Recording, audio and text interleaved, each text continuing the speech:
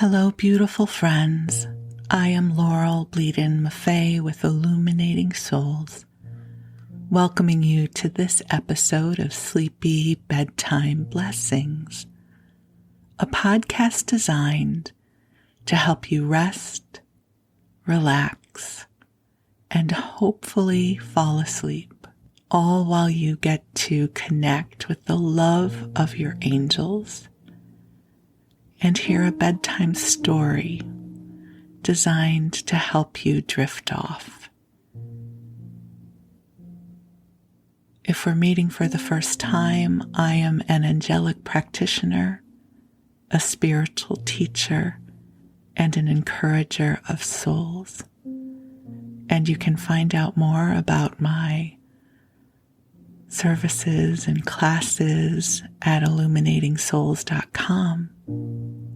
But for right now, I am here to help cultivate a sacred, loving, comforting space where you can get a good night's rest. So I invite you to take a deep breath in and out. And the angels are already here. If you're new to the world of angels, they are divine messengers of God. They are celestial beings who are the embodiment of divine love. And we all have them. They have been with us since before we were born. And they are here to help you come into your own loving. They're here to help you on your life's path. They're here to bring you comfort.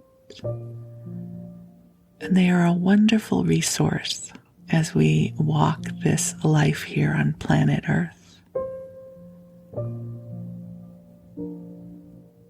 And it's always interesting to me that when I call in the angels or begin channeling them, the first thing they always say is, okay, take a deep breath.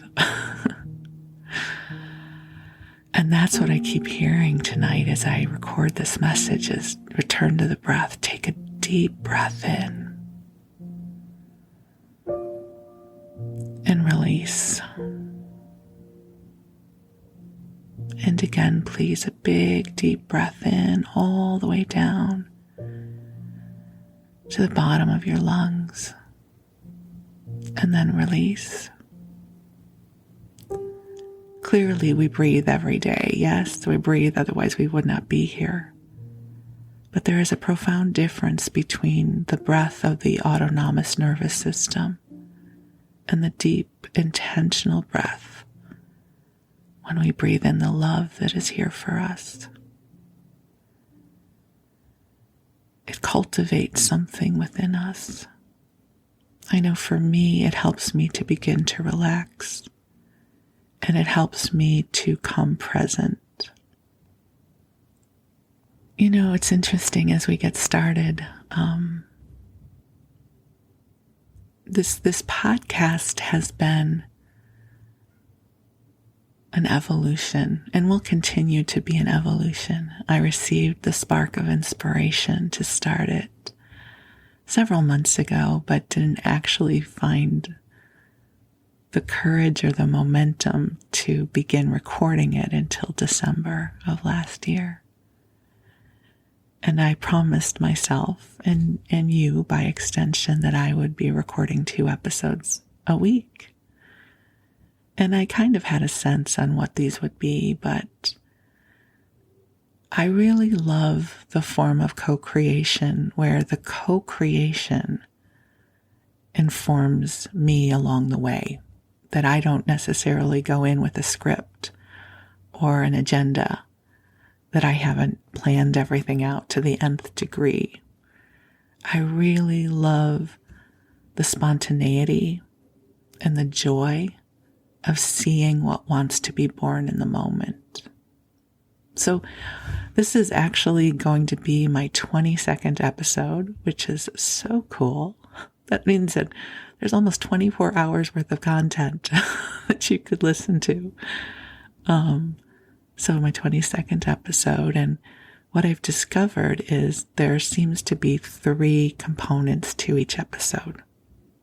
This part that we're in, where we talk and muse and ramble a little bit about whatever the theme is of the evening. And then I call in the angels, but they're already here. And I walk us through a process with the angels. And then I read to you for a little while. And I have to say I'm really enjoying the rhythm that is coming forth for each episode. I love getting to share a little bit of life with you here in the beginning. I hope you're enjoying it. And actually, if you are someone who has been listening to the podcast, I would love to hear from you.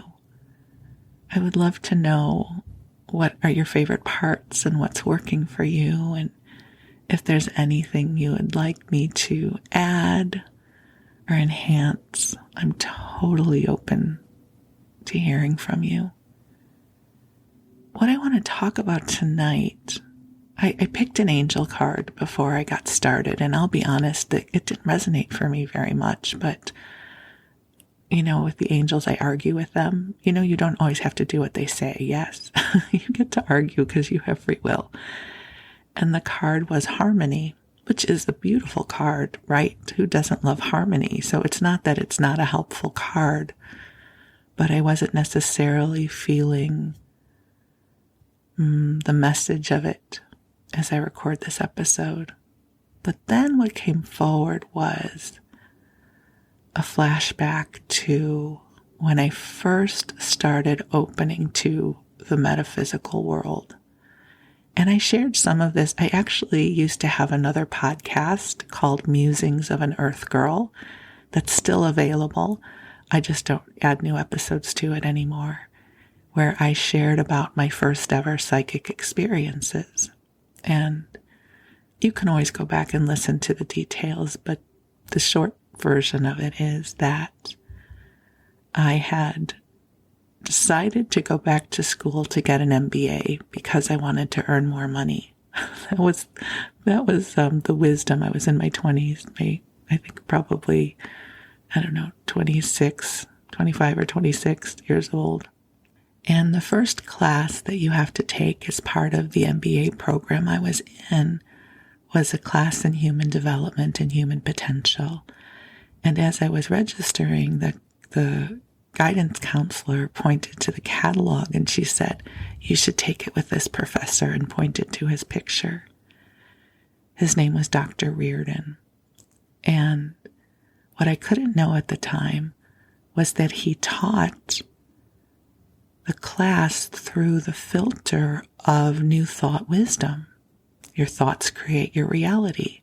Law of attraction. Shamanism. I mean, we are talking far into woo-wooville. And these were people that accounting firms were sending for their MBAs. This was not some cool class you would sign up through Gaiam or Hay House with. This was hardcore business.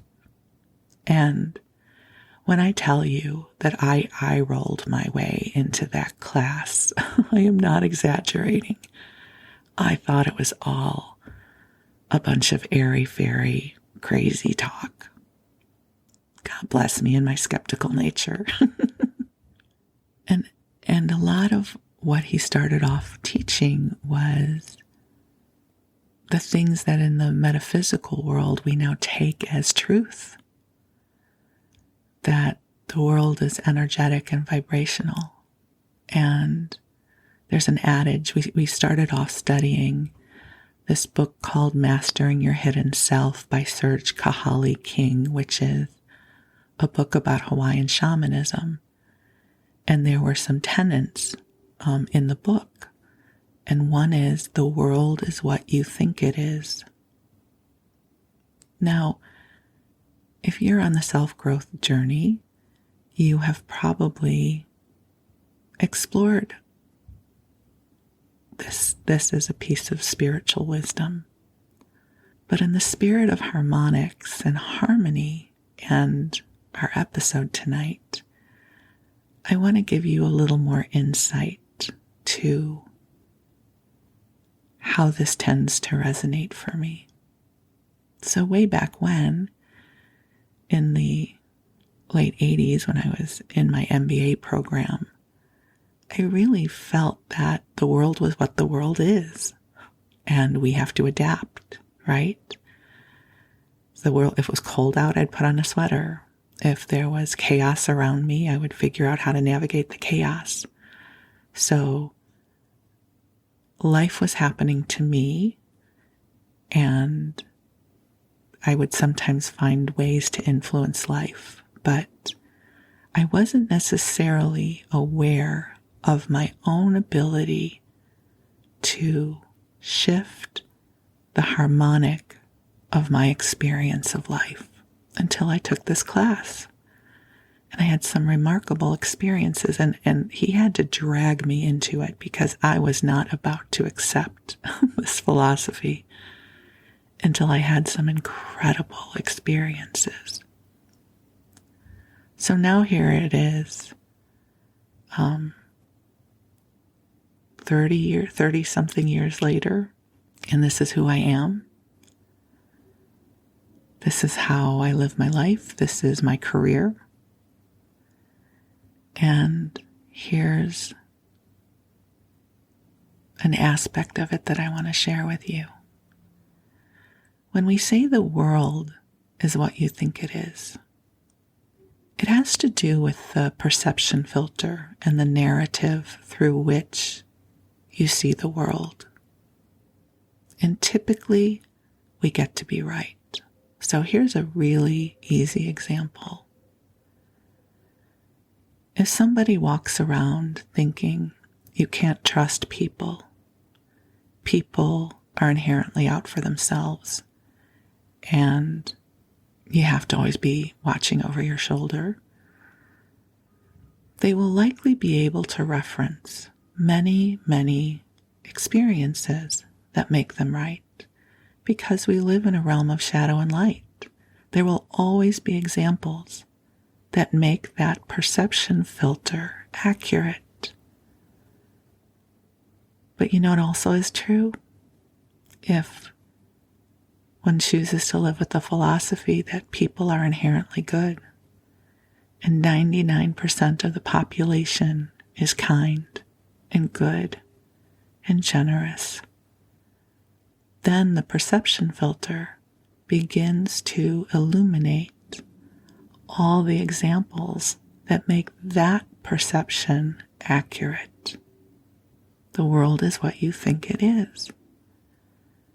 So I live my life looking for the goodness in people.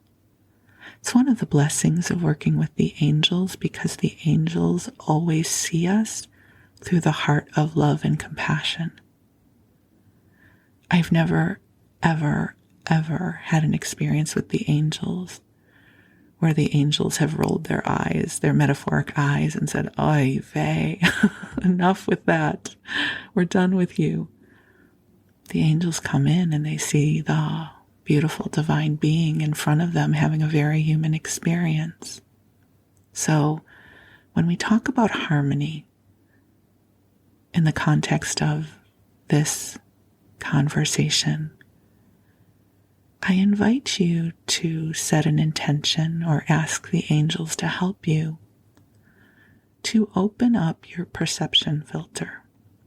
Or another way to say that, the way you are seeing and experiencing the world, so that you can experience greater awareness of the beautiful harmony that is available to you. This could mean having more experiences of serendipity. You know, those moments where you kind of gasp because something wonderful just happened, to help you open up to become aware of more experiences of kindness, whether they are kindness for you or you witness the kindness of others.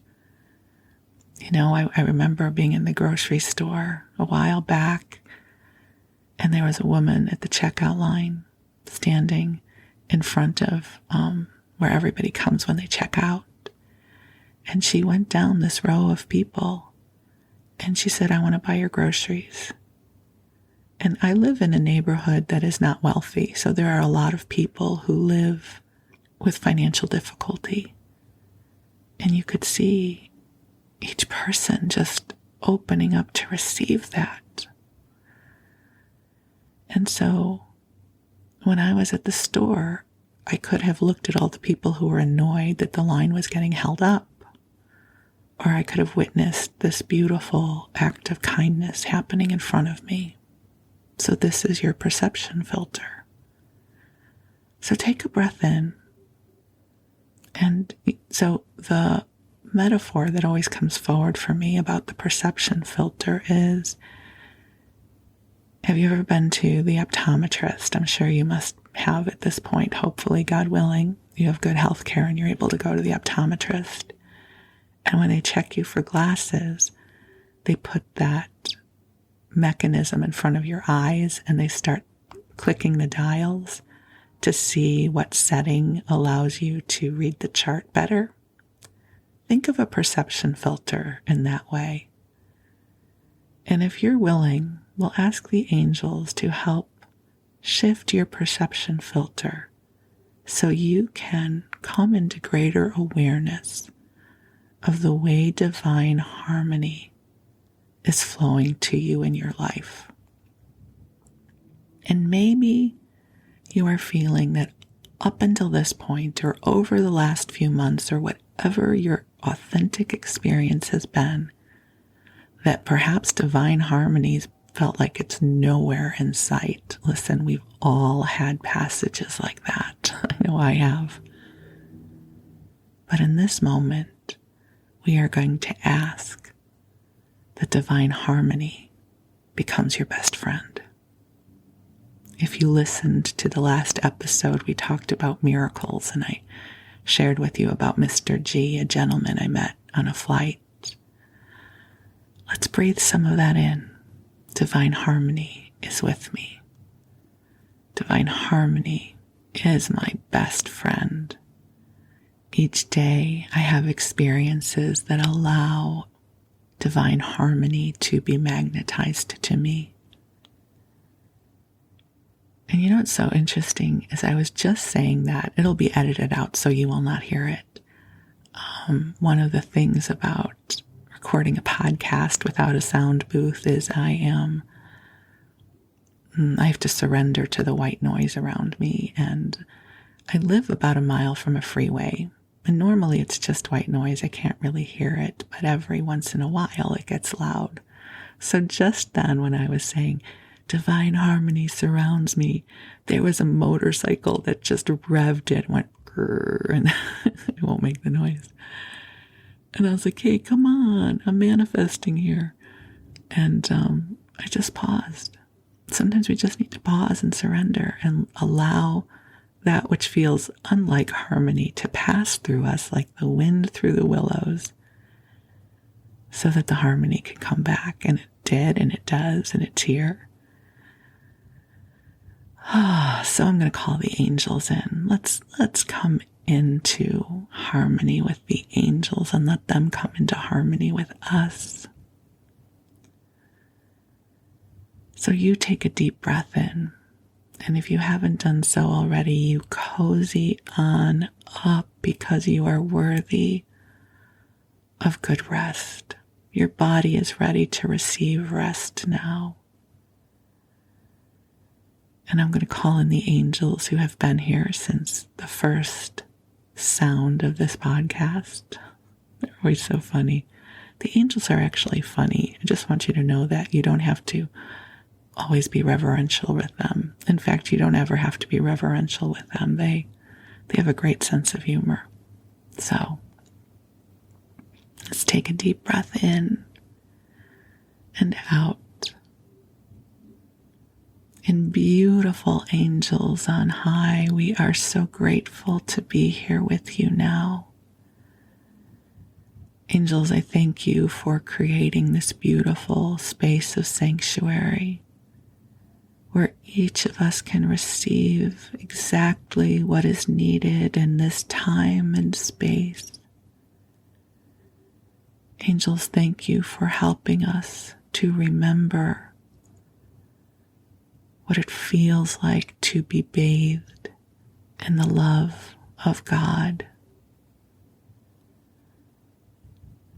And angels, I ask that you help clear from us anything that is not ours, anything that no longer serves.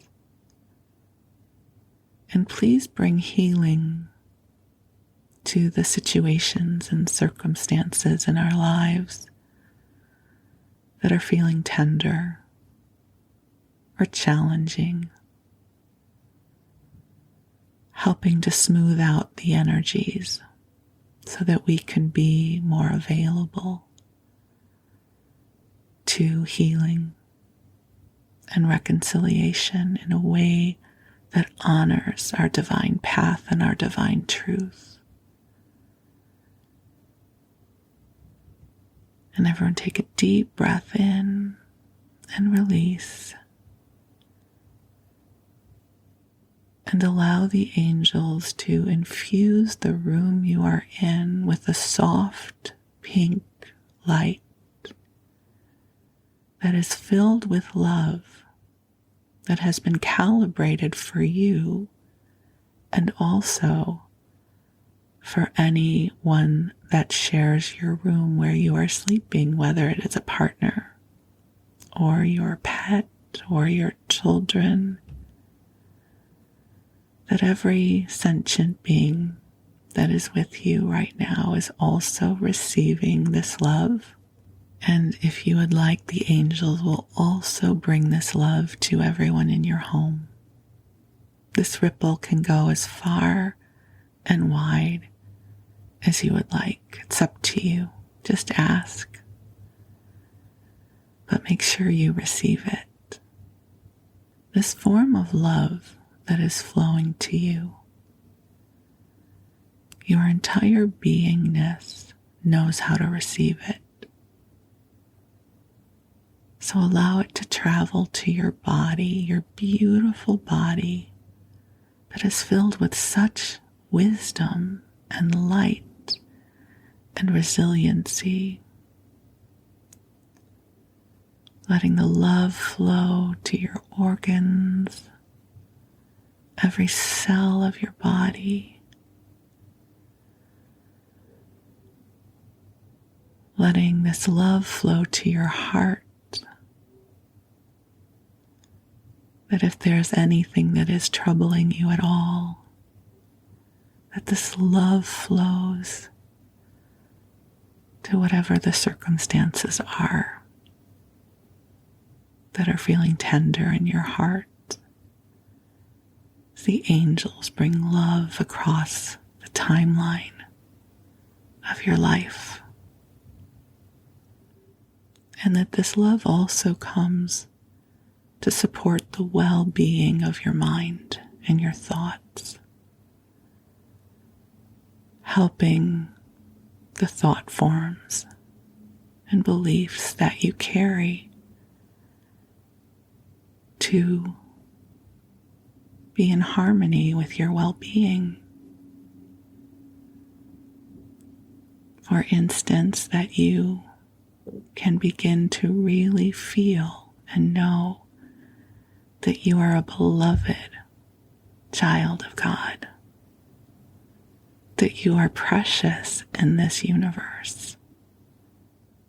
And you just take a deep breath in and receive this into your beingness, that right now your angels and guides are loving on you, helping to clear away any of the debris of the day that you do not need to take into your sleep experience. You know, it's the energetic form of if you are one who likes to take a shower before bed, or a hot bath This is the energetic version of that. Just let it all get cleared away. You have done enough for the day. You have done what you could. So breathe and let yourself relax and receive and allow the vibrational harmony to work with you. The harmonic of healing is steeped in mystery. And we cannot always know how it is working or what it is doing. But I affirm that it is serving your highest and best good right now, as it clears and rebalances your energy field so that you can have deep sleep, but also when the time comes for you to awaken in the morning or whenever that will be for you, that you will feel refreshed and replenished. So take another deep breath in and out, and you have permission to drift off, and the angels will watch over you. And while you rest, I'm going to tell you a story. So tonight, I thought we would return to the magical world of Marshall Fields and Company. So we spent a bit of time there in the last episode, episode 21. And just a little bit of a recap, Marshall Fields and Company was a high-end department store in the Chicago area. And it really helped change the game of what a department store would be. At that time, there were other department stores that were setting the tone, but Marshall Fields was one of them. And having grown up in Chicago, I have a lot of memories of Fields. And so this book was written in the early 1900s and reflects how Marshall Fields became Marshall Fields. And what we're going to explore now is a chapter that is called The First to Establish an Underpriced Basement. So you've probably heard the term bargain basement. And certainly nowadays, for those of you here in the U.S., we're used to having the stores like Ross or TJ Maxx or Marshall's where we go and buy things that might be off season or that maybe are not reflective of the product lines that you might see in the other kinds of department stores like Bloomingdale's or Saks or Macy's. We're used to good bargains now, right? But when Marshall Fields first established their basement as an area where their customers could find bargains, it set a trend. So that's what we're going to explore together. So if you're somebody who likes a good bargain, you'll like this chapter. The basement of the Marshall Field and Company retail store is of a special interest, and for more than one reason. In the first place, the firm was, in all probability, the first to use a basement for selling purposes. Secondly, it is a certainty that Marshall Field and Company were the pioneers in establishing what has since become a familiar feature in the retail dry goods business, having of late years been adopted in many stores, namely an underpriced basement, economy basement, downstairs store, or whichever one chooses to call a basement wherein are carried goods of lower price than those handled in the upper floors.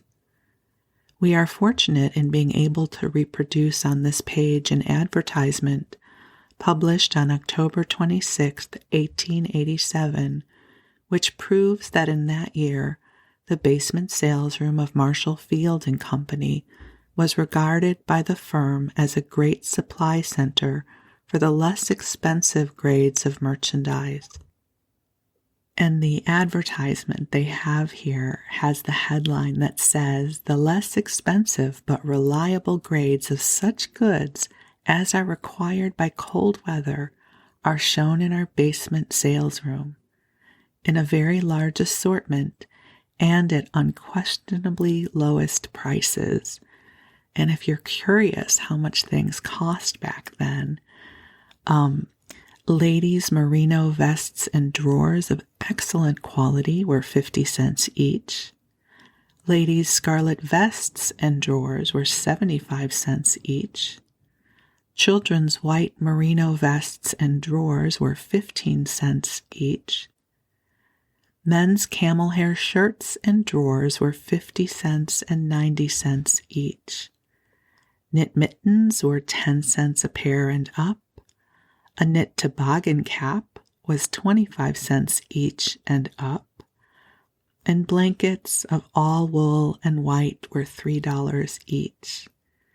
And then it says, each of the above quotations is a bargain worthy of careful attention, and for every item printed in the above list, we show 10 or 100 different styles, patterns, or qualities. Our basement is a great supply center for the less expensive grades of merchandise. The article goes on to say, "It is equally certain, however, that considerably over 2 years before that time, the basement was used for the sale of lower-priced goods."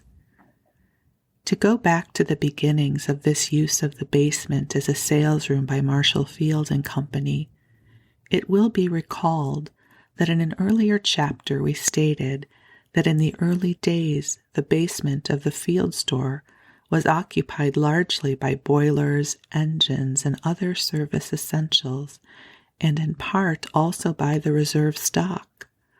Space for selling purposes was obtained by removing the reserve stock to the 5th and 6th floors, those floors being used at the time for workroom purposes only. On the 6th floor, there was the carpet and upholstery workroom, and on the 5th floor, the dressmaking workroom. The basement sales room was opened on May 31st, 1880. There were but 4 sections: medium-priced, dependable quality wool and cotton dress goods, prints and calicos, domestics and cotton bats and flannels. The first day's sales amounted to $507.84. For the first week, the sales aggregated $3,583.30. The basement at Marshall Field and Company was first used for the sale of goods at lower prices than those carried on the upper floors on January 1st, 1885, when linens were placed on sale in the basement. In September 1895, the number of sections in the basement had increased to 29. In 1898, their number was 45. Among the added sections was shoes. The main shoe section had been installed on the 2nd floor in 1892. The area of the main store basement today is 187,144 square feet, and the number of sections in the basement is 67. This statement may or may not convey an idea of the extensive space involved. To most readers, no doubt, it will be more illuminating to state, as is the truth, that Marshall Field and Company's basement is an immense department store in itself, but all on one floor. Moreover, due to the efficient ventilation system, the air is as pure and as cool as that of an upstairs sales room. Also, attention is paid to the maintenance of quality in the basement merchandise, just as consistently as is the case in connection with the goods carried in the upstairs sections. The observant visitor is astonished alike at the number of lines carried and at the size of the sections. There are women's, misses', and children's garments of all kinds. There are yard goods, silks, wool dress goods, cottons, There are laces, millinery, gloves, shoes, corsets, underwear, draperies, lamps, china, glassware, toilet goods, stationery, including commercial stationery, candy. In fact, practically all the lines that are carried in a department store having 5 or 6 floors and basement. And to this must be added all the menswear and boyswear lines, which are carried in the basement of the store for men. This basement is connected with the main store by a tunnel under Washington Street. The aisle leading to this tunnel is, it's safe to say, the longest aisle in any store in the world, extending from Randolph Street on the north to the southernmost edge of the store for men. This aisle measures 604 feet. Spaciousness of sections is especially noteworthy in connection with the women's, misses', and children's apparel. This section is carpeted throughout, and the pillars, as elsewhere in the basement, are surrounded by mirrors. Goods are carried in cabinets and stock rooms with a liberal display of merchandise on reels. The women's and children's shoe section is also very extensive. Noteworthy for its size also is the millinery. That section is also carpeted. The silks, dress goods, and other yard goods being located under the wide sidewalk along the State Street front have the benefit of a flood of daylight, although all the sections are well lighted by artificial means or otherwise. The equipment of all the sections is that of a high or medium class store. Mahogany shelving and counters are the invariable rule, and where carpet is not laid, the floor is of marble tiles. Floor cases and showcases are freely used, so that there is an excellent display of merchandise. This is added to in appropriate departments by suitable merchandise exhibits. For instance, in the draperies and lace curtain goods section, there are arranged against the pillars displays showing drapes and curtains as they would look in the home. Between the main store and the store for men, still speaking of the basement, there is a restroom, and quite a spacious one for the use of men as well as of women. The basement store for men is as fine a store in the matter of fittings and general appearance as any average store or department. In short, the entire basement, though handling goods of lower price than the upstairs section, is a mighty good example of a department store seeking the moderate-priced trade. The bargain atmosphere is entirely absent. It is a lower-priced store, but lower price only in comparison with the class of merchandise carried on the upper floors. The same standards as to the quality prevail in the basement as are insisted on in connection with the merchandise handled in the other branches of the firm's business. The basement, too, has its own conveniences for the public. There is, for example, a post office with parcel post facilities located close to the restroom already mentioned. Altogether, the basement at Marshall Fields and Company retail store is something as distinctive in its way as any other feature of that remarkable establishment. So the next chapter I'm going to share with you speaks about the development of the Marshall Fields Candy Kitchen. And I shared a little bit with you in the last episode number 21, that when I was in college, I had an internship at the corporate video department of Marshall Fields, and I worked in the State Street store. And the floor above where my office was where the candy kitchen was. So when I found this chapter in the book, I knew that I wanted to share it with you. So here's where we begin. Another example of Marshall Field and Company's entering on manufacture at the instance and assistance of a member of the store personnel is presented by the candy department and factory in the retail store. The man who many years ago was chiefly instrumental in getting this branch of the business started and who still directs it was employed in the accounting and systems offices. He was desirous of getting into the merchandising end and saw that in the making and selling of candy there was an opportunity both for himself and the firm. Thus there has been developed and built up what is believed to be the largest candy factory in this country, which produces the highest quality of goods. The character and extent of the candy business in Marshall Field and Company's retail store is evident to anyone who visits the department and observes the merchandise and the scale on which the business is carried on.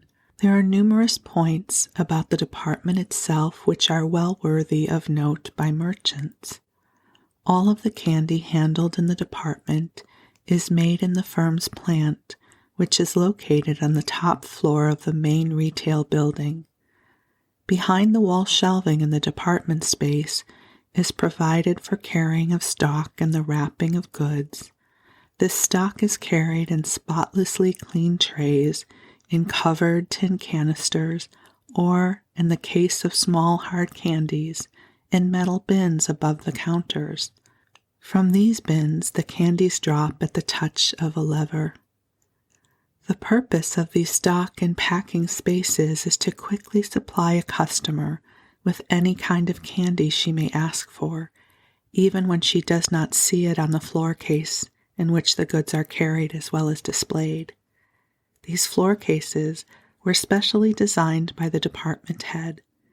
The woodwork is reduced to a minimum, and instead of the flat top and wholly straight up and down front, the floor cases slopes backward from a point of about halfway between the floor and the top of the case. This gives increased display space and high visibility. There is no reflection to interfere with the view of goods within. To ensure perfect cleanliness, there is a connection with each stock and packing space, a washstand with towels. Specialization in candies is carried to a fine point. There are birthday boxes, a different color for each month in the year. These colors matching those of the birthstones, sapphire, emerald, topaz, etc. For the diamond, there is a white box with a high lustrous finish. A pearl is represented by white with soft matte finish. For each month, there is an appropriate verse of poetry daintily printed on the inside of the lid. There are boxes wherein the candy is arranged so as to suggest the national emblem, the stripes in red and in white, and the Union in blue candy interspersed with fragments in glittering star-like effects. There are baskets of candy put up for convalescents. There is the bridal box in which the candy is emblematic of matrimony. There is an old shoe made of chocolate. The chocolates of ordinary shape bear the initial of the bride or groom. Inside the lid is printed information relative to wedding customs and their origin, the casting of the shoe, the throwing of the rice, and so forth. And on removing the tray, the newlyweds are reminded that even matrimony has its crosses by emblem of this shape made by duly arranging dark chocolates and white bonbons. Candy made in the retail store factory is also sold in the basement. There, however, the goods are handled more in the ordinary way. Absolute cleanliness, daylight in every section, and the use of modern methods and appliances mark the plant on the 13th floor in which the goods are made. Skylights and windows make the rooms bright. The ventilation system makes them airy. Washing sinks and liberal supply of fresh towels ensure the absence of dirt or other foreign materials on the hands or in utensils. The floors are tiled. To provide a low temperature in which to carry on the final operation of dipping, there is a spacious room in which refrigerated washed air is forced through ducts and drawn out by means of fans. In this room, we saw a pure white of egg used for chocolate creams. Stock is kept in the same low temperature on shelves behind glass. The cream used in the plant is of the finest quality and direct from the farm. It contains 22% of butterfat. Hard candies are made before open fires.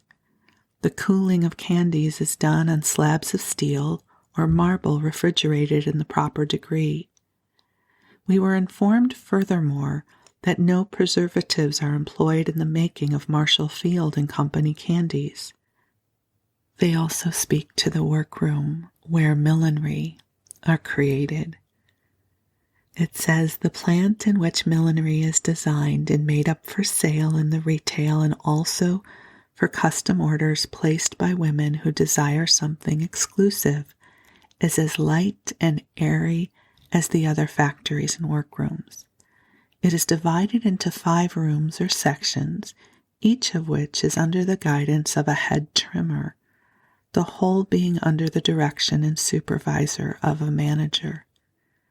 There are made up for stock in the retail during each year no less than 60,000 hats, in addition to all the hats made up to suit individual or exclusive ideas on the part of customers. All operations in hat developing are carried on. In some cases, the hat frame is molded to fit the customer's head. Many orders are taken for hats to be designed and made up for weddings or other important functions of a fashionable nature. Frequently, the entire millinery outfit for the bride and her bridesmaids is thus furnished by the Marshall Field and Company millinery section with the aid of the workrooms. A number of ideas and methods have been conceived and put into practice in this millinery workroom that are well worthy of study and emulation on the part of department stores and millinery concerns. There are, in the machine section, several complete equipments, each of which serves certain units. Thus, if a girl needs to use an ironing table, for example, she has to travel but a short distance. This saves both time and energy. Flowers, ornaments, and ribbons are displayed in floor cases just as they would be in a retail store. These displays are changed from time to time. The purpose of this is to keep goods before the eyes of the trimmers. Often, a girl will stop in passing one of the displays. Something there has caught her eye and given her an idea. It has just occurred to her that she can use that flower or ribbon or whatever in work on which she is engaged. One result of this method of displaying goods is that a demand can be created on the part of the trimmers for materials which are perfectly good, but are perhaps not quite so new as those the trimmer would naturally choose were it not for the suggestions which the displays provide. Another idea that is bringing splendid results is the use of specially made boxes. These boxes have glass inserted on the front so that the contents are visible.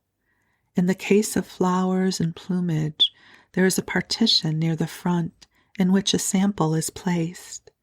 In the case of silks and velvets, no such partition, of course, is necessary. The boxes are placed in plain wood shelving built to accommodate the box without waste of space. These boxes are of solid, substantial character. They are easy to open and close and thus minimize the danger of carelessness which leads to injured or damaged merchandise. Moreover, in connection with the displays, they tend to create in the minds of this worker a respect for their merchandise. This is a mighty valuable attitude from several standpoints, more especially when, as in Marshall Fields and Company workroom, the average number of work people is about 250. The foregoing are just a few conditions which cause this millinery workroom of Marshall Field and Company to differ from those in far too many retail stores in this important particular, that it is a profit maker. As already indicated, in addition to the plants located on the upper floors of the main retail building, there are several workrooms and actual factories operated in behalf of the retail and located in some other structures. In one of these outside factories are manufactured clothing for men, young men, and boys. This plant, located on Western Avenue, is wholly modern in equipment, having been put in operation in 1919. The rug, carpet, and furniture workroom is located in a 10-story building at Fulton and Desplain Street. This building also is serving as the warehouse for the retail reserve stocks of those lines.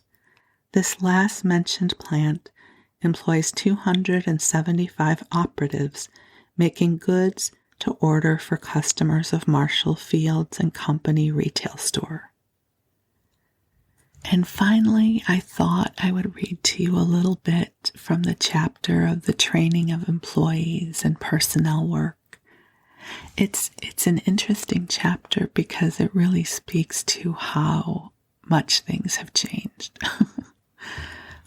Here we go.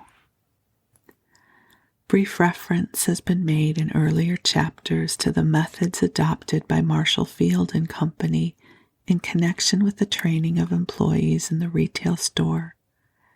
In 1912, this form of activity began to take on a more definite and extensive character. In that year, 50 of the youngsters of both sexes who had not the opportunity to finish the 8th grade in grammar school were enrolled in a school known then as now as the Junior Academy. The course of instruction included grammar, arithmetic, penmanship, spelling, and history. At the end of the first year, 20 were graduated. During the second year, 50 reached the point of graduation. In the third year, the course was extended to include some study of textiles and also of the policies and methods of the concern. Later on, the educational system was further broadened so as to take in older employees, inasmuch as among those who desired to take advantage of the instruction provided were a certain proportion of young men and women who had attended college and who might have rebelled at going back to school. The use of the latter word was scrupulously avoided. Thus the place of instruction was entitled and invariably spoken as the conference room. 6 years after the educational work had been instituted, a law was enacted by the Illinois legislature requiring that all children under 16 years of age regularly attend school. The passage of the measure entailed no changes of method on the field organization, for the firm's educational work more than met all the new requirements. The work done in the Field Academy, indeed, was recognized by state officials as entirely in accord with requirements. Up to a recent period, the Academy used to enroll 300 juniors. At the present time, the firm avoids as far as possible the hiring of boys under 16 years of age and does not hire any girls under that age. As a result, the Academy enrollment is now less, varying between 40 and 60. The course has again been broadened, however, so that it now includes retail selling, business ethics, civics, commercial geography, hygiene, and also stenography, typewriting, and the use of calculating machines. Textbooks and other requisites, such as stationery, are furnished free of charge by the firm. Moreover, all of the classes are held on the firm's time, or in other words, during the store's working hours. High school courses are given each afternoon to those employees over 16 years of age who care to attend. The educational and personnel work carried on in Marshall Field and Company's store occupies the greater part of the 12th floor. Before being accepted as employees, applicants are very carefully selected. The store of Marshall Field and Company has so high a reputation for the care it takes of its employees that a small help-wanted advertisement will bring applicants to the employment department in shoals, and there are frequent occasions when those who make the first examination spend a mighty busy time in the effort to accept only those who can prove themselves to be up to the Marshall Field and Company standard. The first calling out is performed by 2 college women in this busy season, by one at other times. All applicants are looked over and interviewed by one of these women. If there is a chance of the applicants meeting the requirements, he or she receives an application form and is told to fill it out. The information thus elicited tends to show the kind of work for which the applicant is fitted. If the statements written in the form indicate fitness, the applicant is passed on to a member of the staff who has charge of the hiring of people for certain divisions of the store work. One man hires all the employees for system positions, such as cashiers, inspectors, and employees in the delivery system. Another engages all the office help. A third has under his charge the selection of porters and employees for work along similar lines. To a fourth is entrusted the duty of selecting employees who are to start in when under 18 years of age.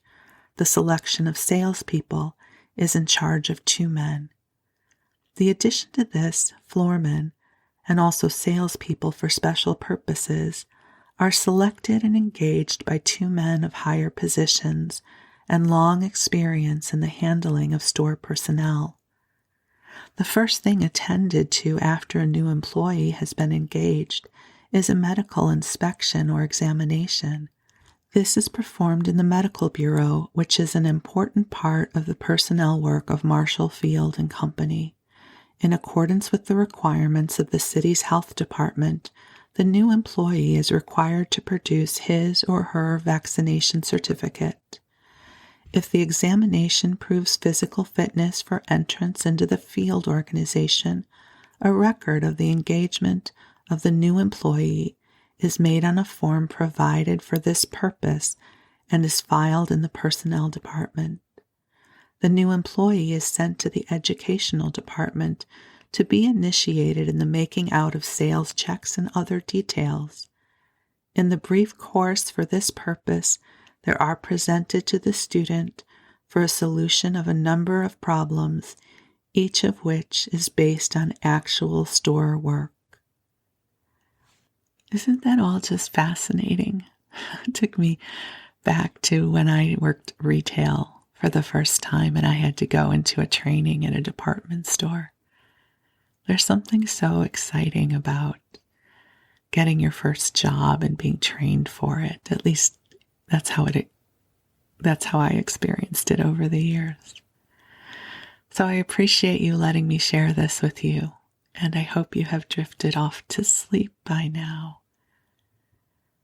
The angels and I wish you well. I wish you a wonderful, wonderful night's sleep, that your dreams are sweet, and that tomorrow comes to you after a good night's rest, and that the day tomorrow will bring you brightness and light. So for now, I bid you sweet dreams, and we'll talk again soon. Thank you.